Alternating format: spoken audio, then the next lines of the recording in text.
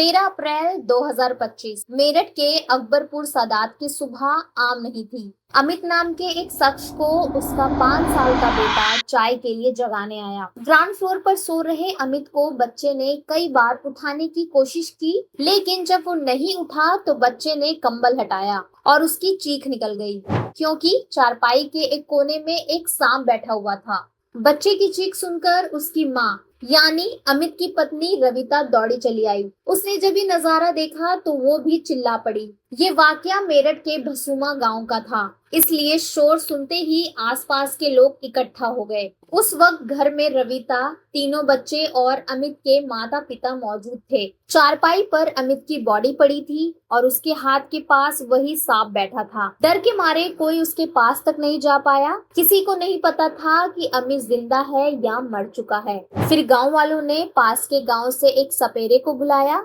जिसने सांप को पकड़ लिया, लेकिन तब तक बहुत देर हो चुकी थी। अमित की मौत हो चुकी थी। परिवार में मातम छा गया।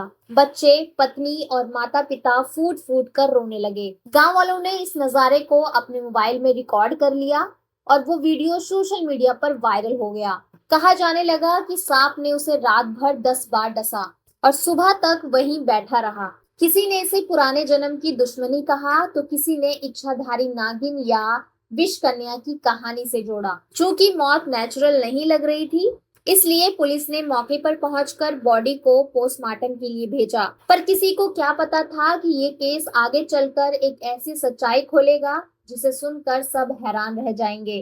पोस्टमार्टम रिपोर्ट 2 दिन बाद आई और उसने सब कुछ बदल कर रख दिया। रिपोर्ट के अनुसार अमित की मौत सांप के जहर से नहीं, बल्कि गला घोटने से हुई थी।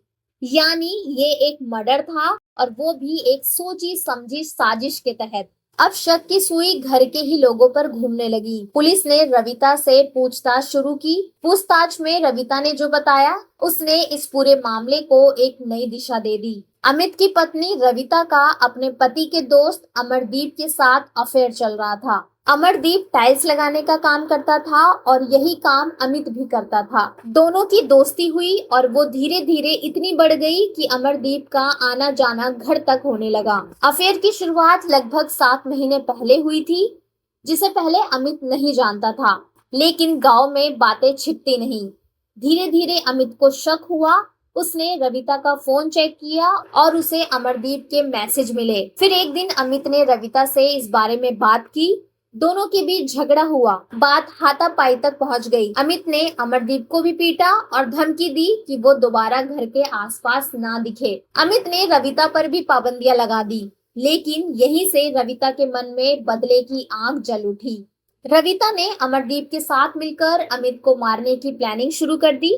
उनका पहला प्लान था कि सोते हुए अमित पर सांप छोड़ देंगे, ताकि सबको लगे कि मौत सांप के काटने से हुई है। अमरदीप ने पास के गांव महमूदपुर सिखेड़ा से 1000 रुपए में एक सांप खरीदा, जिसे घोड़ा पछाड़ कहा जाता है।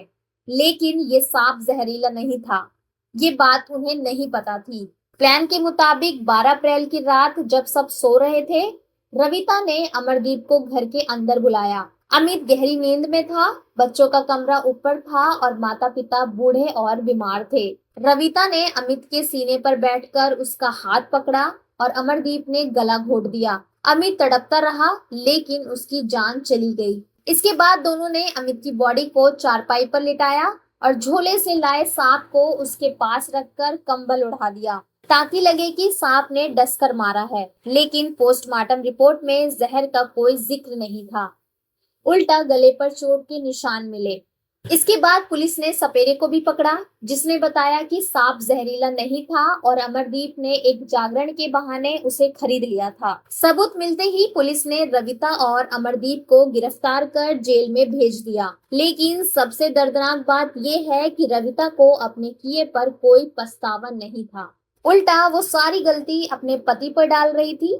लेकिन सोचने वाली बात यह है कि क्या किसी को मारना कोई हल है, खासकर तब जब इस फैसले की कीमत उन मासूम बच्चों को चुकानी पड़ी, जिनके पास अब ना माँ बची और ना पिता। ऐसी और भी सच्ची क्राइम स्टोरीज देखने के लिए आप हमारे चैनल को सब्सक्राइब कर सकते हैं। धन्यवाद।